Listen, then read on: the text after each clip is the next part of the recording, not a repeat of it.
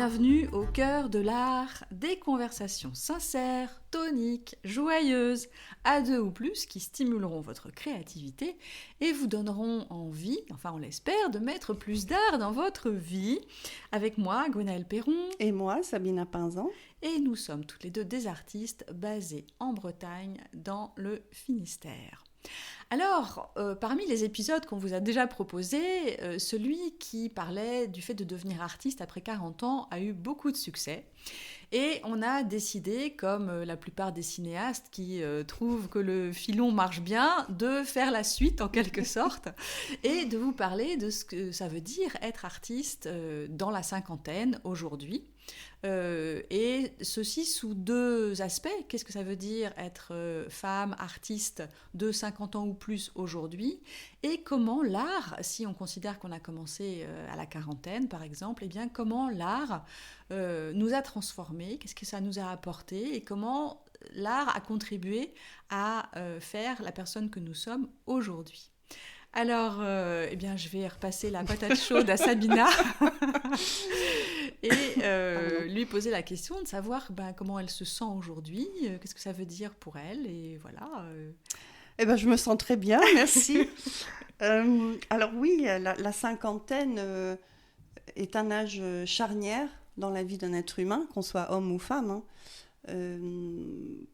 Potentiellement, quand on arrive à 50 ans, on est arrivé à la moitié du chemin si on a la chance de vivre jusqu'à 100 ans. Mais pour la plupart des gens, en fait, le plus gros de notre vécu sera derrière nous et il nous restera moins d'années à vivre devant. Et à cause de ça, je pense, quand on arrive dans la cinquantaine, on tire forcément un bilan. On regarde les choses qu'on a faites, on regarde notre vécu, nos expériences, on essaye de comprendre comment on va se projeter vers l'avenir, sachant qu'il ne nous reste pas autant d'années à vivre. Et à cause de ça, on parle souvent de la crise de la cinquantaine. Voilà, il y a des personnes qui remettent en question en fait leur vie suite à ce bilan. Ce n'est pas mon cas. On a déjà fait ça avant, nous, en fait. Oui, mon bilan, je l'ai fait longtemps avant. Mais néanmoins, ce que je vis personnellement dans la cinquantaine, c'est ce bilan, c'est un peu quelque chose qui continue et qui se fait presque inconsciemment. Ouais. C'est-à-dire que j'ai souvent des souvenirs qui me reviennent de ma vie passée, professionnelle ou sentimentale ou familiale. Et je me rends compte que mon cerveau, il fait un classement de tous ces événements. Les souvenirs reviennent, j'y pense, je réfléchis à quels étaient les aspects positifs ou négatifs. Parfois, je tourne la page, mais j'y reviens quasiment pas. Et puis parfois, les pages se rouvrent et je sens qu'il faut que je retourne là et que je mette mon cœur en paix par rapport à certaines situations, surtout quand elles étaient pénibles.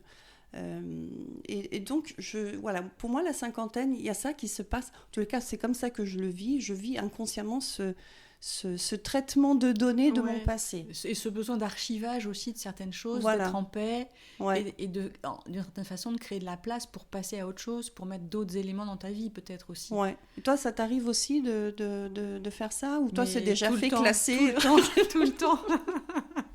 Non, tout le temps, c'est toujours un work in progress, parce qu'il y a des choses...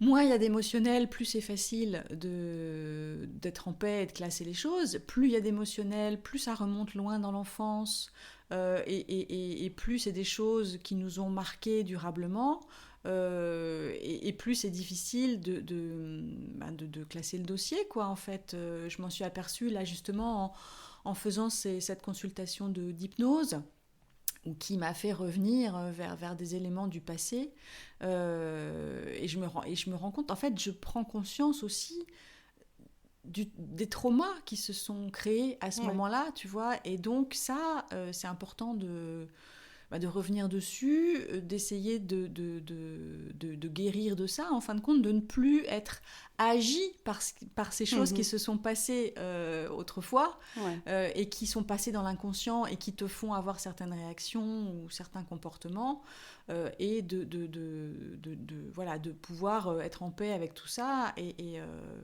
et le considérer comme une forme d'expérience et d'en retirer quelque chose de positif pour toi, en fait. Ouais. Voilà. Et donc ça, c'est vraiment un travail que je fais depuis que j'ai 30 ans, on va dire, depuis que j'ai eu des enfants, en fait. Moi, ce qui a vraiment été déclencheur de tout ça, c'est passer de l'état que j'étais l'enfant de quelqu'un aux parents, de devenir parent de quelqu'un. Oui, bien sûr. Ça te remet, ça te chamboule tout, en fait. Et surtout, si tu as eu une enfance difficile, traumatisante, où tu n'étais pas en sécurité. Enfin, tu vois, et c'est vrai que là, en ce moment, moi, je lis beaucoup de choses sur le système nerveux, sur le besoin de se sentir en sécurité, et je me rends compte que les 20 premières années de ma vie, je ne me sentais pas en sécurité, en fait. Donc tout ça, c'est des choses, voilà, c'est des choses sur lesquelles on peut revenir maintenant, peut-être parce que aussi il y a un certain temps qui s'est passé et que on est mûr et qu'on a traité tout ce qui était avant. Moi, j'ai vraiment le sentiment, en fait, maintenant que je suis dans la cinquantaine, que tout ce qui s'est passé, en gros, entre mes 20 et 50 ans, j'en ai plus ou moins pris soin et j'ai traité tout ça. Reste à traiter des choses qui sont beaucoup plus anciennes, qui étaient plus enfouies et quelquefois qui étaient inconscientes, en fait. Ouais. Alors après, au-delà de ce travail personnel, il y a aussi les changements physiologiques. Ah oui, parlons-en. Qu'on vit, et surtout lorsqu'on est une femme, voilà, on atteint l'âge de la ménopause, sachant que la ménopause peut aussi avoir lieu avant ou plus tard, mais bon, voilà, normalement dans la cinquantaine, on arrive à l'âge de la ménopause.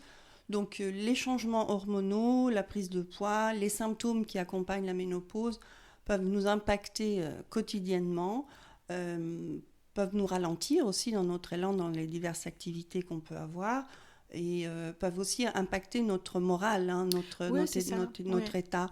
Donc voilà, moi j'ai de la chance de passer en douceur. Après, je pense, voilà, il est important dans la cinquantaine de prendre soin de soi. Donc l'alimentation, l'exercice, bien dormir, voilà, quand on peut, quand on y arrive. Quand on y arrive, Et voilà, donc en fait, oui, c'est ça. Je pense que dans la cinquantaine, on prend soin de soi à tous les niveaux. Oui, on en ressent le besoin, en tout cas. On ne peut ça. pas toujours, et c'est vraiment important de le faire parce que, de certaine manière, on met en place aussi les 20 années qui vont suivre, quoi, en fait. Et moi, j'ai bien vu avec mes parents qui ont toujours été des gens qui ont négligé leur santé, qui n'ont jamais fait de sport. Enfin bon, bref, je ne rentre pas dans les détails, mais j'ai bien vu à quel point, en fait, le manque de soins d'eux-mêmes a impacté le temps de leur retraite et leur vieillesse, en fait, et les a rendus, les a mis dans un état vraiment catastrophique, quoi. Donc ça me rend encore plus consciente de la nécessité, justement, de faire ce que tu dis. Et donc je pense, ça c'est en tous les cas ce qui est vrai pour moi, c'est que ces changements physiologiques accompagnés de cette revue de ma vie fait que j'aborde la pratique artistique de manière différente. Et non pas que ma pratique artistique, mais aussi la vie, mes relations avec les autres, mes choix. Et bon, il s'avère aussi que dans mon cas, la cinquantaine coïncide avec un changement de vie complète. Avant, j'avais une vie professionnelle où je travaillais énormément, donc j'avais peu de temps pour moi. Aujourd'hui, je ne suis plus prise dans ce système, j'ai beaucoup plus de temps, et donc le fait d'avoir du temps me permet de réfléchir mieux, et je pense aussi de prendre de meilleures décisions.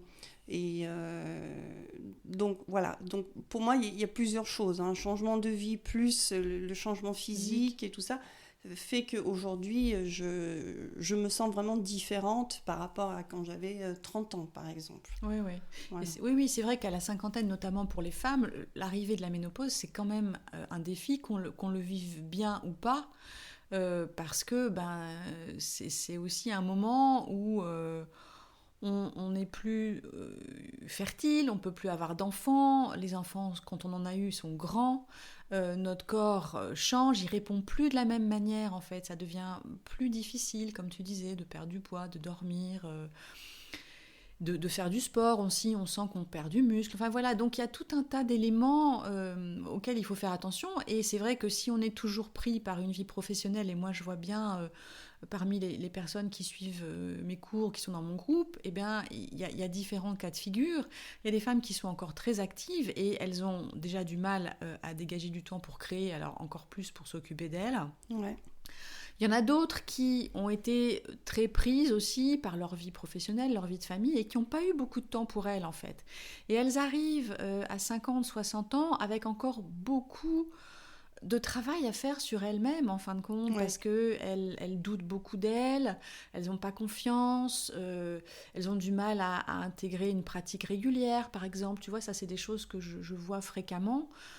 Et donc, il y a ce besoin de prendre du temps pour soi, à la fois pour créer et pour s'occuper de soi aussi, hein, pour prendre soin de son mental, de son corps. Quelquefois, les habitudes n'ont pas été prises, donc c'est des habitudes à prendre. Et c'est pas évident, je pense que dans ce domaine-là, plus tu attends et plus c'est difficile de t'y mettre parce que tu as accumulé une certaine quantité de vie avant. Alors, si tu commences à te remettre en cause à 30 ans, bon, bah, tu as 30 ans à traiter. Si tu commences à 60 ans, là, ça fait beaucoup. Et donc, ça peut être aussi difficile. Mais je crois que c'est vraiment... Et je ne sais pas si on le voit dans les médias, des choses comme ça. Alors, on commence à parler un peu plus de la ménopause. Avant, c'était complètement évacué. On n'en parlait pas. Ouais. Mais aujourd'hui, on en parle un peu plus. Mais c'est vraiment un temps où on éprouve le besoin de se retourner vers soi, en fait.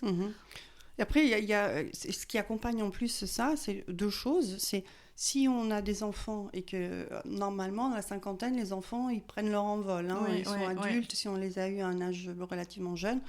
Et donc, du coup, on se retrouve avec plus de temps à sa disposition. On n'a plus besoin de s'occuper des enfants parce qu'ils sont grands. Donc, c'est ça aussi. Du coup, c'est ça le changement de vie aussi auquel il faut s'adapter et puis de commencer à réfléchir. Bon, maintenant, qu'est-ce que je fais avec tout ce temps que j'ai ? Et c'est là où ça peut être difficile de se dire, je m'autorise de passer plus de temps dans mon atelier, je m'autorise à prendre des cours de peinture, je m'autorise... Voilà, tout ça, c'est un cheminement qui doit avoir lieu à la cinquantaine. Et l'autre point que je voulais ajouter, c'est que à la cinquantaine, la perception de la société aussi sur un homme ou une femme de 50 ans n'est pas la même. Et surtout pour les femmes, le regard qu'on pose, c'est qu'on on est un peu... Voilà, on commence sur à la voie de garage. Oui, un peu, hein, je pense. En tous les cas, pour ce qui me concerne, la profession dans laquelle j'étais avant, c'est vrai que être sur le marché du travail à 50 ans, c'est très compliqué de trouver du travail, même si on a plusieurs années d'expérience, parce qu'on coûte plus cher, parce que aussi on sait qu'on va être un peu moins malléable. Bien sûr. Voilà, donc on hésite à engager les gens, puis on se dit, avec tous ces problèmes de femmes, ça se trouve, elle va pas être au bureau tout le temps. Bien sûr, tu vois, donc au niveau de la société, c'est difficile de... Oui, ce regard que la société pose sur nous est difficile, peut être difficile et peut aussi nous mettre des barrières sur ce qu'on a envie d'entreprendre. Oui, et je pense que c'est même des barrières qu'on a intégrées parce que par exemple, par rapport à une pratique artistique, on va avoir deux messages contradictoires, c'est-à-dire d'un côté on a envie de le faire et puis d'un autre côté la société nous renvoie le fait qu'on est vieille, qu'on a 50 ans, qu'on est un peu à la fin de notre vie, alors à quoi bon Non mais à quoi bon faire tout ça, tu vois ? À quoi bon se lancer là-dedans ? Et c'est difficile de dépasser ce message implicite qui nous est renvoyé comme quoi t'es plus utile, tu sers plus, tu peux plus avoir d'enfants, tu vois. Alors j'ai lu un livre très intéressant qui parlait des changements au niveau du cerveau en fait, et au moment de la ménopause il y a énormément de changements au niveau du cerveau aussi, et la personne qui a écrit ce livre faisait l'hypothèse que en fin de compte la ménopause prépare les femmes à devenir grand-mères et à transmettre à leurs petits-enfants toute la sagesse accumulée tout au long de leur vie, en fait. Et j'ai trouvé que c'était une manière de voir les choses qui était qui donne de l'espoir, en fin de compte. Parce que si tu regardes ça d'un point de vue purement physique, tu te dis ça n'a aucun sens. Pourquoi le corps évolue de cette manière ? Pourquoi on peut souffrir autant ? Parce qu'il y a des femmes qui souffrent vraiment de la ménopause. Pourquoi on ne dort pas ? Pourquoi on a tous ces problèmes ? Et si l'explication, c'est de dire, eh bien, c'est pour cette transmission, hein, un peu comme les vieilles éléphantes détiennent la sagesse du troupeau, eh bien, on pourrait considérer aussi que c'est les femmes qui sont dépositaires d'une certaine sagesse accumulée avec leur expérience et qu'elles vont transmettre tout ça aux générations futures, à leurs petits-enfants, et pourquoi pas à travers une forme de création aussi, parce que c'est aussi une forme de transmission.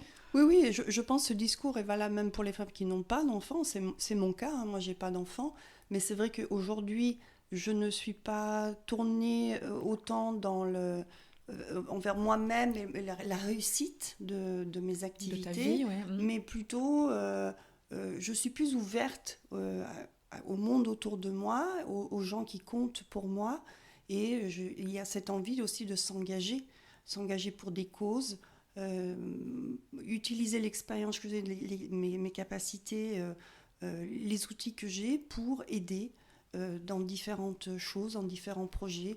Donc il y a ça, on commence à se dire, bon, j'ai cumulé tout ça, qu'est-ce que j'en fais ? C'est ça. Et au lieu de continuer juste à satisfaire ses propres besoins, on décide de, de les mettre au service des autres. Il y a peut-être un mouvement naturel comme ça, et je pense que toutes ces femmes qui arrivent à 40, 45, voire 50, et qui ont envie de créer, qui ont envie de développer ce potentiel chez elles, je pense que peut-être ça répond à ça aussi, cette envie de transmission, cette envie de transmettre leur vision du monde, de ce qu'elles considèrent être important en fin de compte, et du coup ça prend tout son sens, et ça peut prendre toute la place aussi dans la vie, cette part de création et de créativité, parce que ça répond vraiment à un besoin de faire quelque chose de tout ce qu'on a accumulé dans sa vie auparavant, en fait. Ouais. Ce qui n'est pas rien, hein, parce que c'est vrai que quand tu penses à toute l'expérience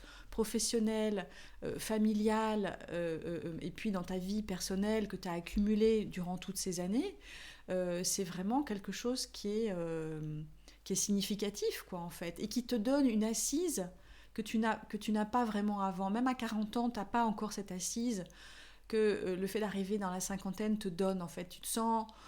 Alors, bon, peut-être pas tout le monde, bien évidemment, mais tu te sens solide, tu te sens ancré, tu te sens... tu sais ce que tu vaux, qui tu es et où tu vas, en fait. Ouais.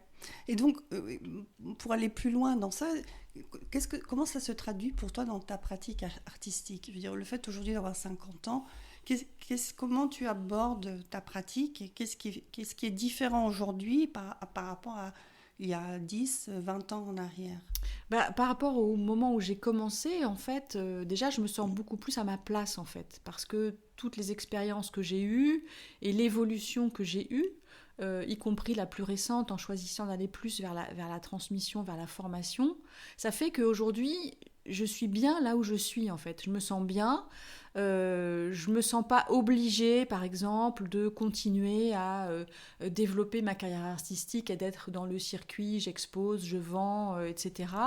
Je me dis ça pour le moment, je le mets en pause, parce que pour moi, la priorité, c'est le groupe des âmes créatives que je suis en train de créer, c'est de développer toute cette partie de formation. C'est là que je trouve le sens de ma vie, si tu veux. C'est là que je m'éclate, que j'aime faire les choses. C'est ce qui m'apporte aussi beaucoup de retours. Donc, je suis à l'aise avec ça, je suis tranquille avec ça, et j'ai vraiment envie de mettre mon énergie là-dedans. Et au niveau de la pratique, alors... justement, on en parlait de la fatigue et tout ça. Les insomnies, c'est quelque chose dont j'ai déjà parlé, donc voilà, je suis coutumière de ça. Ça m'oblige à réévaluer régulièrement le temps que je peux passer à créer, l'énergie dont je dispose, et quelquefois à couper certaines choses. Alors, couper au niveau de la création, de la recherche, ou couper au niveau des médias, etc. Parce que tout simplement, quand je suis complètement crevée, je peux pas, quoi. Il faut vraiment que je me repose. Donc ça, moi je dirais que ce qui m'impacte le plus, c'est la fatigue et le fait de pas dormir et de pas avoir ce ressort que je pouvais avoir avant, en fait. Donc ça, c'est ce qui me handicape le plus, qui m'embête le plus. Après, donc, comme je te le disais, je me sens plus ancrée, posée, plus sûre de moi, en fin de compte. Et quand j'ai l'occasion de discuter avec des femmes plus jeunes qui peuvent avoir beaucoup de succès ou qui sont dans un développement qui semble les satisfaire, je vois bien aussi que elles sont beaucoup plus sensibles à ce qu'on va penser d'elles, au message de la société, au conformisme qu'on attend d'une certaine façon de toi. Moi, je me sens pas, je me sens un peu libérée de ça, quoi, tu vois. Ouais. Toi Pareil. aussi, ouais, Oui, tout ouais. à fait. Ouais. Donc ça, c'est quelque chose qui est important. Et puis après, euh, la possibilité aussi de défendre davantage mon temps et mon espace créatif, de poser des limites, de dire bah non, là j'ai pas le temps de répondre à ça, ça passera après, de mieux évaluer ce qui est prioritaire pour moi en fin de compte. Ouais. Oui, pardon. Je me reconnais entièrement dans ce que tu dis, sauf pour le sommeil. Moi, j'ai encore la chance de bien dormir. Peut-être même je dors trop des fois. Moi, en me préparant pour l'épisode, j'ai réfléchi à qu'est-ce que ça m'apportait de positif et peut-être de moins positif d'être arrivée à la cinquantaine par rapport à ma pratique. La première chose que j'ai notée au niveau des avantages, c'était que je suis plus capable de mesurer mes attentes par rapport à ce que je fais.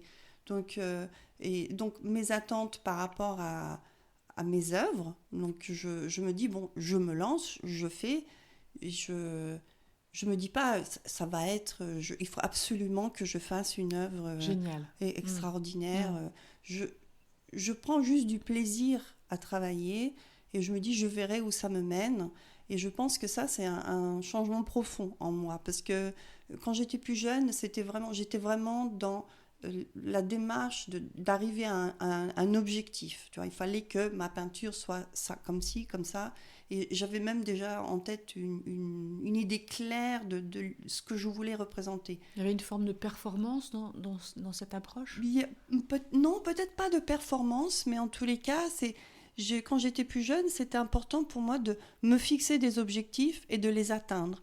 Alors, quelque part, c'était une manière de gagner confiance en moi et puis de me dire, bah, tu vois, quoi que tu te fixes comme objectif, tu vas l'atteindre. Et donc, même dans l'art, je me fixais de peindre un tableau, un paysage. Je me dis, voilà, je vais peindre ce paysage. Donc, je partais avec une référence et j'essayais au mieux d'arriver à l'image que j'en avais en tête.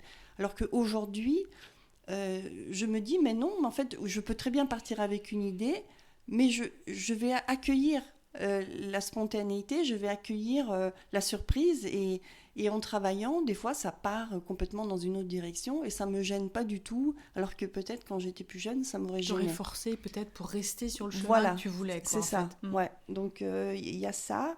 Après, le fait d'avoir plus d'expérience dans la pratique même. Oui, bien sûr. Voilà, donc d'avoir beaucoup dessiné, beaucoup peint. Et du coup, comme je maîtrise mieux,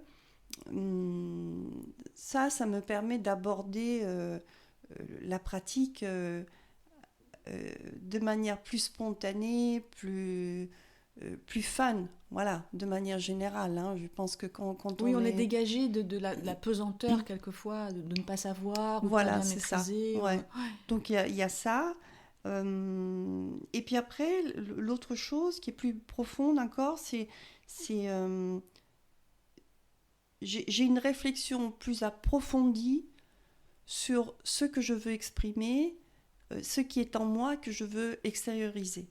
Alors que quand j'étais plus jeune, comme je disais, c'était représenter quelque chose juste pour le représenter. Mais il n'y avait pas peut-être cet élément plus profond où j'y mettais mon cœur, tu vois, où j'exprimais quelque chose. Aujourd'hui, dans mes œuvres, j'ai vraiment besoin, en la regardant, pas me dire seulement elle est aboutie, mais elle provoque un sentiment chez moi, une émotion, et c'est ça que je voulais représenter.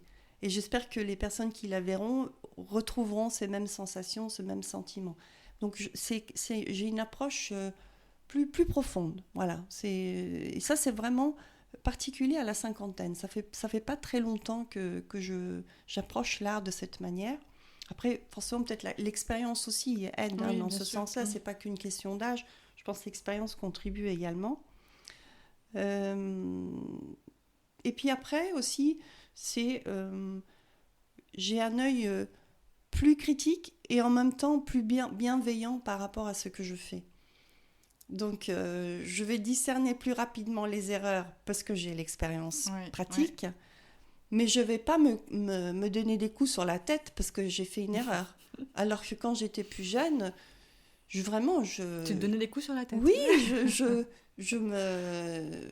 Tu te flagellais, quoi. Je me flagellais, ouais. Je me disais, tu vois, t'es nul, tu n'y arriveras jamais. C'est ça, tu avais ce discours très négatif sur Exactement, toi-même et impitoyable, en fin de compte. Ouais, un peu, tu vois, ce que tu as entendu dans ton enfance, t'es pas assez bien, et voilà. Et tu continues, tu continues cette voix, tu la perpétues dans ta tête. Mais à un moment donné, donc, notamment à la cinquantaine, je pense, cette voix, elle disparaît, et puis mais non, écoute, c'est pas grave, passe à autre chose, fais une pause, tu vois, et tout peut être corrigé, tout peut être changé, il n'y a pas de problème. Donc il y a beaucoup de bienveillance dans mon attitude envers mon travail et moi-même. Et ça, c'est très positif. Ouais. Après, sur les aspects moins positifs, comme tu disais tout à l'heure, je pense la fatigue. Le fait, comme je travaille debout beaucoup, le fait de rester debout parfois pendant plusieurs heures, j'ai mal aux articulations. Ça, c'est un de mes symptômes, c'est vraiment de la cinquantaine, c'est avoir mal aux articulations. Donc mes genoux, notamment, en prennent un coup, et avant, c'était jamais un problème, alors que maintenant c'est un gros problème.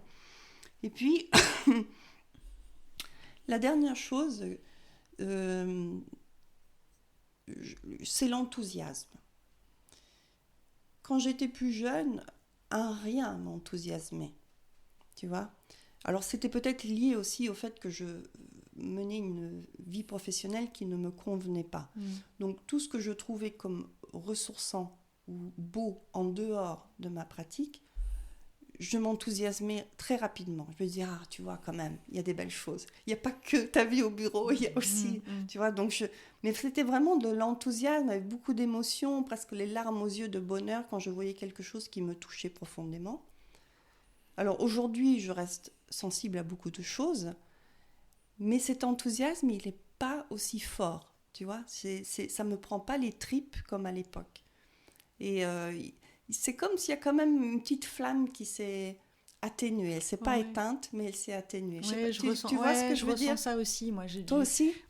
Tu vois, je vais être dans le contentement, je vais avoir du mal à être dans la joie, à être vraiment dans une espèce de jubilation, tu vois. Oui. Ça arrive, ça arrive. Hier, j'ai fait une peinture pour une future vidéo sur YouTube et j'étais hyper contente du résultat et donc j'étais, voilà. Mais comme toi, c'est pareil et je suis un peu à la recherche de ça et j'ai l'impression que plus je cours après, plus ça m'échappe. Mais effectivement, comme toi, je sens que ça s'est un peu émoussé en quelque sorte, en fait. Alors, est-ce qu'on est un peu blasé ? Est-ce qu'on a vécu trop de choses ? Est-ce qu'il faudrait plus, des choses un peu plus fortes ? Je sais pas. Ou bien est-ce que, en fin de compte, le contentement suffit ? Je sais pas trop. C'est vrai que je me pose beaucoup de questions par rapport à cette joie de créer, cette joie de vivre. Oui. Est-ce qu'on la trouve à l'extérieur ? Est-ce qu'on la suscite à l'intérieur ? Est-ce qu'on la cultive ?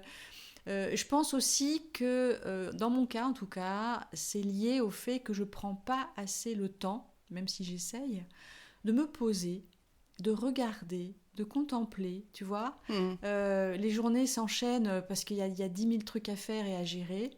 Et je me dis, je me pose pas même 5 minutes juste pour regarder la couleur du ciel, apprécier ceci ou cela. Alors le week-end, j'ai un peu plus le temps de le faire.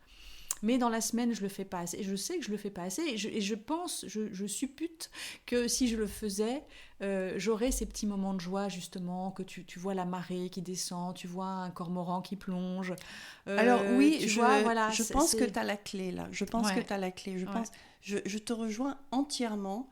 Et il m'est arrivé récemment, justement, de sortir faire une petite promenade parce qu'on a eu une petite éclaircie et puis moi j'habite pas loin de la plage, donc je suis allée sur la plage, j'y suis allée seule et c'était une de ces journées, tu sais, où le ciel est très couvert, le ciel est très bas, gris, la mer est vert clair et plate, pas une vague, tu vois, et il y avait personne, j'étais toute seule Et avait ce contraste avec les rochers très foncés contre ce vert très pâle et le ciel gris. Et c'était juste magnifique. J'ai l'impression d'être dans un monde de Watt. Tu vois, j'étais vraiment dans un cocon. Et là, j'ai ressenti énormément de joie. Et j'ai rien fait de spécial. J'ai marché un peu, mais au final, je suis restée presque 3/4 d'heure simplement à contempler ce paysage dans la solitude, mais une solitude joyeuse. Ouais. Et après, j'ai continué. Je suis allée dans un parc et les feuilles, actuellement, elles changent de couleur. J'ai commencé à ramasser des feuilles parce que j'ai trouvé des couleurs magnifiques.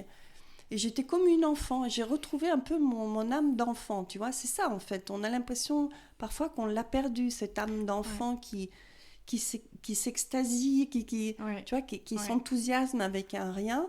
Et je pense que tu as touché sur un point important. C'est il faut prendre le temps de contempler les choses. Ouais. Et moi, je pense que ce bonheur un peu émoussé qu'on ressent, je me demande dans quelle mesure c'est pas lié à l'invasion du virtuel, d'Internet, des réseaux sociaux dans notre vie. Parce que ça nous détourne de ça, justement. Et si je reviens en arrière, tu vois, à une époque où je vivais encore en Seine-et-Marne et Internet, on avait Internet, mais alors c'était encore du bas débit avec le modem qui faisait des petits bruits pour se connecter. Enfin, c'est la préhistoire. Donc, on n'avait pas de smartphone, on n'avait pas de choses comme ça. Et je me souviens très bien que je passais du temps à aller dans la nature, à faire des photos, à faire des choses comme ça. Et j'ai vraiment l'impression que tous ces outils technologiques, là, ils nous ont un peu confisqué cette capacité à être présent, à être dans la joie, à être sans attache en fin de compte, tu vois, à pouvoir contempler. Et donc, comme tu dis, le fait de prendre le temps de le faire et surtout de se déconnecter, de laisser ces outils à la maison, de ne pas les emmener avec soi, de ne pas écouter un podcast pendant qu'on marche.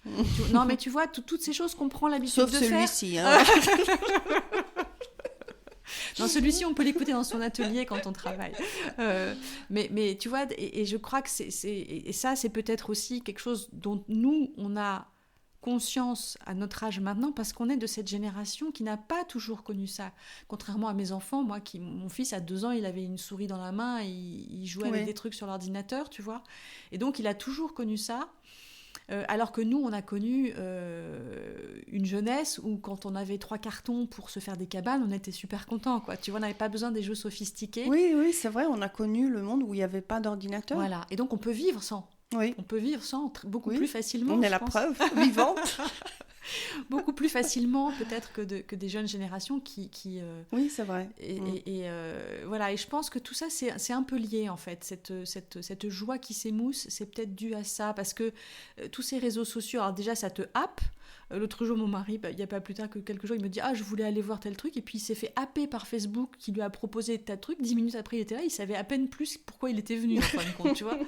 Et c'est dangereux, et on ne se rend pas compte, en fait. Ouais, et c'est vrai que quand on trimballe ces outils avec nous, on dit « Ah, je vais prendre une photo, je vais la mettre sur Instagram. Ah, je vais partager un machin. » Et puis on reçoit un SMS, et puis on y répond dans la foulée. Et puis, tu vois, et on n'est pas là, du coup. On n'est plus présent, on n'est plus là. Donc ça, c'est un point, je pense, important. Je pense une des choses pour moi qui a changé, donc pour clore un peu sur ce que je disais tout à l'heure par rapport au désavantage d'être arrivée à la cinquantaine, c'est que j'ai vraiment l'impression, enfin personnellement je le vis comme ça, c'est que à 50 ans, dans le monde de l'art, on recherche principalement des jeunes talents. Surtout en France, hein, on est vraiment les galeries, ou en tous les cas les critiques, ou je sais pas. J'ai l'impression que le monde de l'art pose surtout le regard sur tout ce qui est jeune, émergent, et donc des personnes plus âgées, même si elles réalisent des très belles œuvres, elles vont pas vraiment avoir l'attention qu'elles méritent parfois, et donc on se sent un peu, on se dit bon. Si on souhaite vraiment vivre de son art à 50 ans, ce qui n'est pas mon cas, mais je me mets à la place de quelqu'un qui devrait vivre de son art à 50 ans, je pense que ça, c'est une énorme barrière, en fait. Hein. Ça peut être très problématique. Alors, oui, en France, il y a un état de l'art qui est quand même particulier, avec l'art contemporain qui est toujours mis en avant. Toutes les subventions vont toujours au projet d'art contemporain. Et si on n'est pas là-dedans, dans ce petit monde qui vivote un peu de ça aussi, hein, parce que les artistes qui reçoivent des subventions et tout, ils roulent pas en Porsche, hein, ils sont pas millionnaires. Ça va pas loin non plus. Donc moi, je trouve que on gagnerait à faire des espèces d'états généraux de l'art en France et de se poser des questions. Comment ça tourne? Comment vivent les artistes? Est-ce que vraiment ils peuvent vivre de tout ça? Est-ce que c'est sain? Est-ce que c'est un système qui est sain? Et puis, est-ce que toutes les tendances sont représentées? Est-ce que tout le monde a le droit à la parole? Ou bien, comme tu le dis, est-ce qu'effectivement, il faut être jeune, instagrammable et contemporain pour avoir une chance d'être visible, en fin de compte, hein. Ouais. Et c'est vrai que le potentiel marketing des jeunes, je pense que ça pèse dans la balance, et nous... on n'a pas de potentiel marketing pour les gens qui... Non, mais c'est vrai, pour les gens qui font de la pub, on a des cheveux gris, on n'est pas glamour, enfin bon... Bon, on peut se peindre les cheveux, mais bon... Ah non, ça, je veux pas, non. Des injections Botox et tout ça, quoi. Non, mais justement, l'idée, c'est de ne pas se dénaturer. Non, c'est clair. L'idée, c'est justement d'assumer d'être qui on est, et puis... de peser, justement. Mais peut-être qu'on fait pas assez entendre notre voix, peut-être qu'on est trop discrète, peut-être qu'on est, tu vois, oui, et qu'on s'associe pas assez, et peut-être qu'il faudrait jouer sur l'élément collectif pour développer justement ça et se faire entendre. Alors moi, la question que je me suis posée par rapport au sujet d'aujourd'hui, c'est comment l'art, en considérant qu'on a commencé à partir d'une quarantaine d'années, disons, comment la pratique de l'art nous a transformés et comment elle a fait qu'on est devenu la personne qu'on est aujourd'hui, en fait. Et ça, c'est pas... ça va peut-être pas être une question très facile à laquelle répondre, mais je sais que moi, par exemple, le fait de créer, de pratiquer, d'exposer, de me lancer un peu là-dedans, ça m'a poussée franchement hors de ma zone de confort, et ça m'a obligée à dépasser certaines préventions ou certaines peurs que je pouvais avoir. La première étant de parler de moi, par exemple. Quand j'étais plus jeune, je détestais parler de moi. Quand j'allais à une réunion ou dans une soirée et qu'on me demandait de me présenter... je trouvais ça, mais vraiment... horrible. Mais c'est ça, parce qu'en fait, j'arrivais pas. J'avais l'impression d'être une espèce de truc protéiforme, là, tu vois, par quel bout je commence, de quoi je parle, enfin voilà. Alors que maintenant, ça m'est devenu beaucoup plus facile, et je suis devenue complètement narcissique, et j'adore parler de moi. Non, je raconte des bêtises. Mais voilà, donc ça, je pense que le fait de se lancer là-dedans aussi, ça te sort un peu de ton petit confort et des habitudes que tu peux avoir développées avant. Par exemple, on en a déjà parlé au moment du syndrome de l'imposteur, la légitimité. Qu'est-ce que ça veut dire être légitime? Comment on se sent légitime? Ça, c'est des choses aussi que le fait de pratiquer un art m'a obligée à considérer et à me poser des questions par rapport à ça. Je pense que... alors moi, je viens d'une famille très négative, très pessimiste. C'est jamais bien, c'est jamais assez. Et j'ai pu constater à quel point cet état d'esprit m'avait contaminée, en fin de compte, tu vois. Et je pense que l'art m'a aidée à sortir de ça et à aller vers une vision plus lumineuse, plus optimiste de la vie. Je pense que ça a contribué à me faire sortir de cette espèce de déprime un peu permanente, où rien ne va, où le monde court à sa perte, où les gens sont tous des imbéciles. Enfin, tu vois, moi, j'ai vraiment baigné là-dedans, quoi. Et c'est fou de voir à quel point, même si tu penses pas ça corrompt un peu tes pensées, quand même. Hein. Ça te touche d'une certaine manière, et y compris vis-à-vis de toi-même. Et donc, ce que ça m'a aidé à faire aussi, c'est à accepter de ne pas savoir.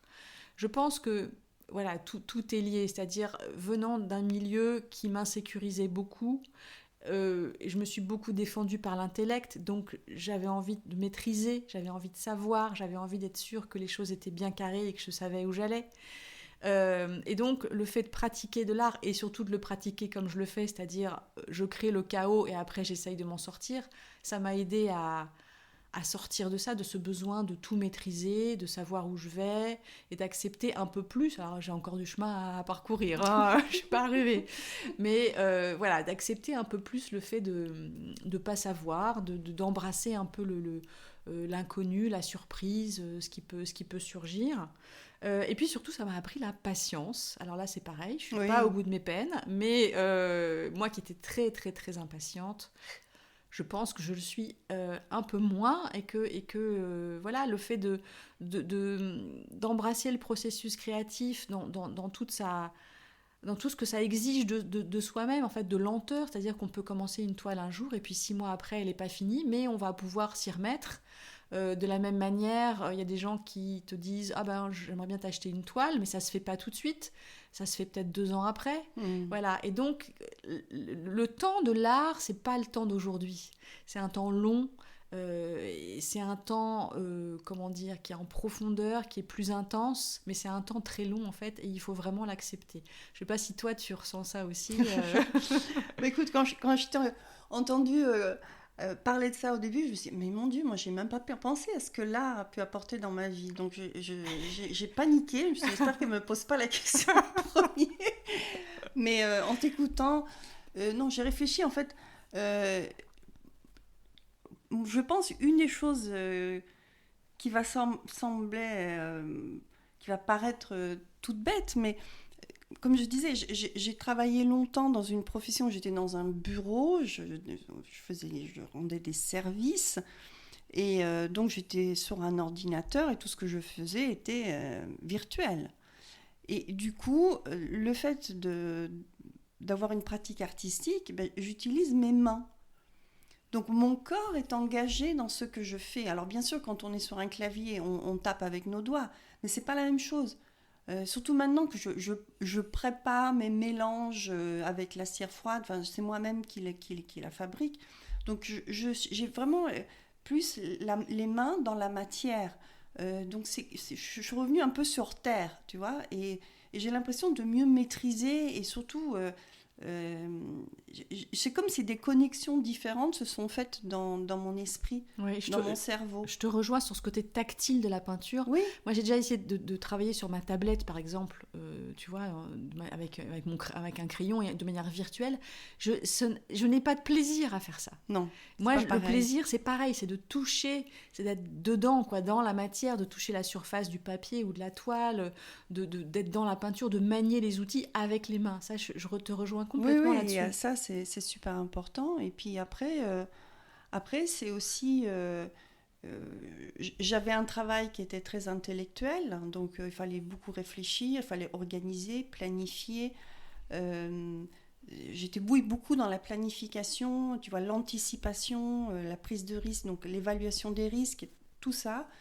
Donc il y avait beaucoup d'anxiété aussi liée à ça, alors qu'aujourd'hui, dans ma pratique artistique, c'est plus aller piocher quelque chose à l'intérieur de moi qui est bon, et puis d'essayer de l'extérioriser. Donc ça n'a rien à voir. C'est en train de faire des connexions neuronales dans ma tête qui peut-être n'existaient pas avant. Ouais. Et je ne sais pas précisément comment cela impacte qui je suis.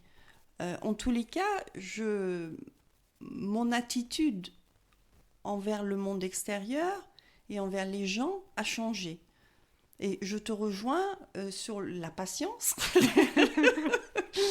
Parce que aussi, je n'ai pas la médaille de la patience. Hein. J'ai été très impatiente quand j'étais plus jeune. Et c'est vrai qu'avec l'art, on apprend à être patient, à laisser venir les choses, pas toujours être dans le contrôle, c'est-à-dire je provoque, c'est moi qui dois faire, mais c'est plutôt laisser venir. Et puis après, je suis plus dans l'observation. En tant qu'artiste, on cherche des sources d'inspiration constamment.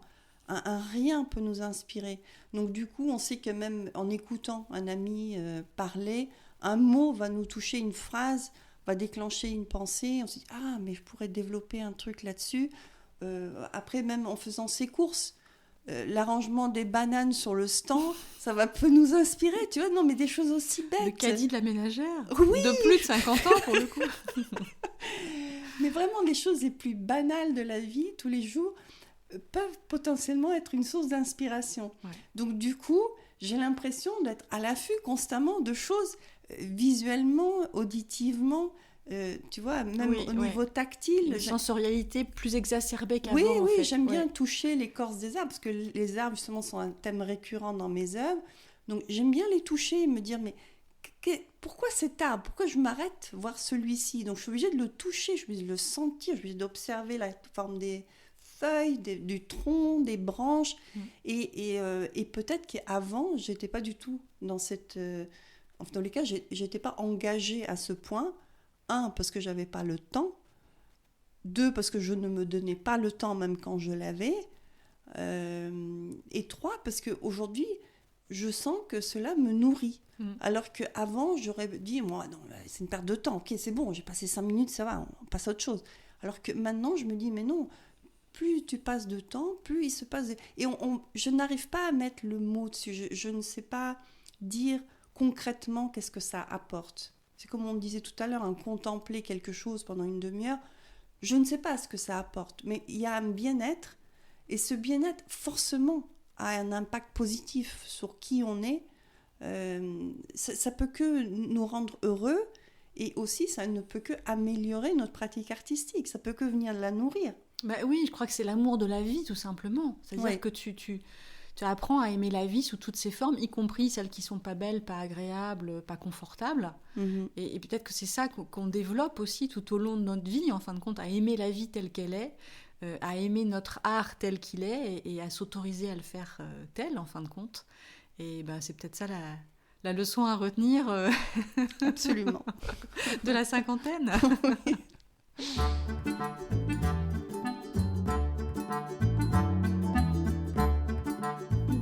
Sabina, on va terminer sur une note un petit peu différente, comme d'habitude. Alors, qu'est-ce que tu as envie de partager avec nous cette semaine ? 2 choses. Première, très courte, je me suis mise à l'espagnol. Voilà. Super. Je me suis inscrite sur Babel. Peut-être qu'on n'a pas le droit de citer des marques, mais si, de toute façon, ils ne nous payent pas. Mais je trouve Babel une explication extraordinaire pour apprendre. C'est vraiment basé sur la répétition des choses. J'adore. Tous les jours, je passe au moins une demi-heure à faire mes cours. Donc bientôt, tu sauras parler français, anglais, italien, espagnol alors. Voilà. Bon, c'est pas mal, hein ? Oui. Mais j'adore. Et comme je disais tout à l'heure avec l'art, j'ai l'impression qu'il y a des connexions neuronales qui se font. Le fait d'apprendre une autre langue aussi, alors déjà, ça stimule la mémoire. Je pense que c'est important de continuer à entretenir sa propre mémoire. Et ça, c'est vraiment une manière ludique de le faire. Et j'aime beaucoup ce qui se passe au niveau du... Je sens comme... Enfin, j'ai l'impression que c'est très actif là-haut. Mais quand je suis en train d'apprendre et que tout d'un coup, je me rends compte que j'ai retenu un vocabulaire et que j'arrive à prononcer des phrases en espagnol, je sais pas, c'est comme s'il y avait des déclics qui se passent dans le cerveau, tu vois. Parce que quand tu parles plusieurs langues, en fait... pour chaque chose, tu dois... il faut que tu classes l'information. Et donc, quand une nouvelle langue vient s'ajouter, il y a une comparaison qui se fait entre la nouvelle langue et les autres que tu connais déjà. Et il faut que tu la cases quelque part pour que tu puisses accéder à cette information, tu vois. Et moi, je sens cette activité cérébrale et j'adore. Voilà, donc ça, c'est la première chose. Bon. Et puis après, une fois n'est pas coutume, un coup de gueule. Allez. Purée. Nous avons un centre d'art, ça s'appelle le Centre des Arts Malraux à Douarnenez. Il propose des cours de danse, de musique, d'art plastique, voilà. Je n'y étais jamais allée parce que et finalement en fait ils sont connus pour organiser des expositions d'art contemporain tous les ans et cette année je me suis dit je vais y aller et j'avais vu les articles dans le journal par rapport à cette exposition. Alors je vais vous lire juste l'introduction dans le Centre des Arts de Douarnenez accueille une savoureuse exposition intitulée « Le restaurant » jusqu'au 15 décembre.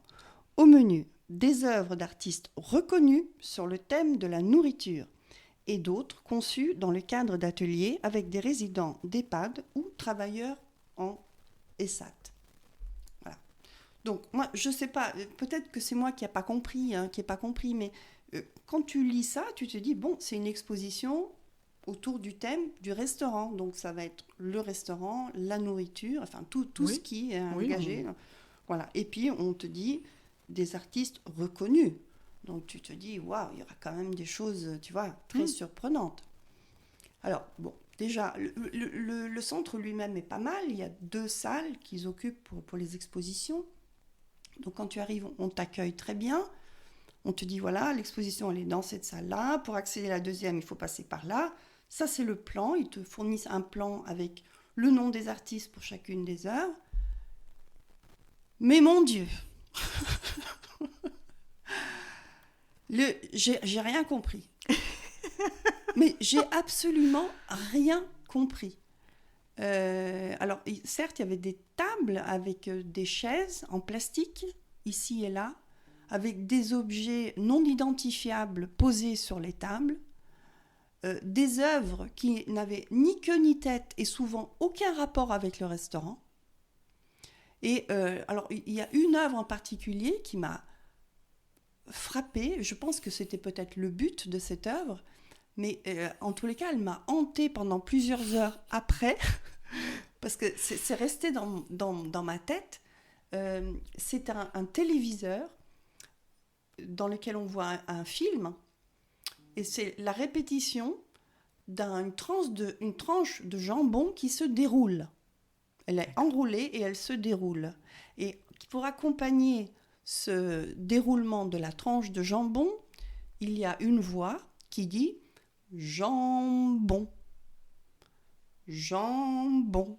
Et c'est en perpétuel. Ça dure toute la journée. Donc je me dis, mais la personne qui est là toute la journée, mais elle se tire une balle dans la tête. Elle devient végétarienne à la fin de la... C'est juste... Bon, ça m'a paru infantile. Je me suis dit, j'ai vu des choses comme ça il y a peut-être 20 ans en arrière, où on faisait ça dans les musées d'art moderne. On mettait des téléviseurs et les artistes se mettaient en scène, des trucs, voilà. J'ai trouvé que c'était has-been, pas intéressant. Mais pour revenir sur les œuvres, j'ai pas fait la distinction entre est-ce que c'était des œuvres faites par effectivement des résidents d'EHPAD ou est-ce que c'était les artistes. Dans toutes les œuvres que j'ai vues, j'en ai pas vu une qui, pour moi, coïncidait vraiment avec le thème. Et en tous les cas, la chose qui m'a le plus marquée, c'est que pour une fois, l'exposition était incohérente. On avait parlé de cohérence dans un de nos podcasts précédents. Comme quoi, c'est vraiment important, quoi. Si on a l'intention de réunir plusieurs artistes, quel que soit leurs univers, et que le thème soit respecté. Ouais, bien sûr, oui. Et que s'il n'est pas respecté, ou que... Alors peut-être moi je suis trop bête, mais alors qu'on m'explique. Mais là, il n'y a pas d'explication. Alors, la personne qui nous a accueillis ne nous a pas fourni une explication. Alors peut-être j'aurais dû l'interpeller et lui poser des questions. Mais moi, je pars du principe que si quand je vais voir une exposition, je dois aller chercher quelqu'un pour qu'elle m'explique ce que je suis en train de regarder, c'est foutu, raté. Quoi, c'est raté. En fait, l'art contemporain, c'est ça. Tu te dis, est-ce qu'on est en train de se foutre de moi ou est-ce que je suis vraiment débile ? Hein, c'est exactement ça. Tu oscilles entre les deux, en fait, et tu n'as jamais la réponse. Voilà. Donc, c'était mon coup de gueule du jour. Et cette expo, si vous souhaitez aller la voir, elle est jusqu'au 15 décembre. Mais je vais m'empresser d'y aller. Mais oui. Voilà pour moi. Et toi ? Écoute, moi, j'avais envie de parler d'une chose qui n'est pas liée à l'art, mais je suis allée passer quelques jours du côté de Guérande et on logeait dans une chambre d'hôte tenue par un couple d'hommes qui était extrêmement accueillant. Et ce qui m'a frappée, c'est que l'un des deux qui vraiment s'occupait beaucoup des hôtes, s'occupait du petit déjeuner, enfin essayait vraiment de faire les choses avec à la fois du cœur et en même temps de la beauté, parce que tout était étudié, la petite salade de fruits, les couverts bien disposés, enfin voilà, c'était vraiment très joli. Et je me suis dit, voilà quelqu'un qui aime ce qu'il fait et qui le fait bien. Voilà. Et parce qu'il aime ce qu'il fait, il le fait bien, justement. Cette capacité à accueillir les gens, à être chaleureux, à être enjoué, à abolir un peu la distance qui peut exister quand on ne se connaît pas, on se voit pour la première fois. Ben là, on avait l'impression d'être chez des amis, en fait. On avait l'impression d'être chez des gens qu'on connaissait depuis longtemps. Et je me suis dit, ça, c'est quelque chose à garder en tête quand on crée aussi. C'est-à-dire d'aller vraiment vers ce qu'on aime, parce que c'est là qu'on va le faire bien. Et je pense que c'est valable pour tous les domaines de la vie.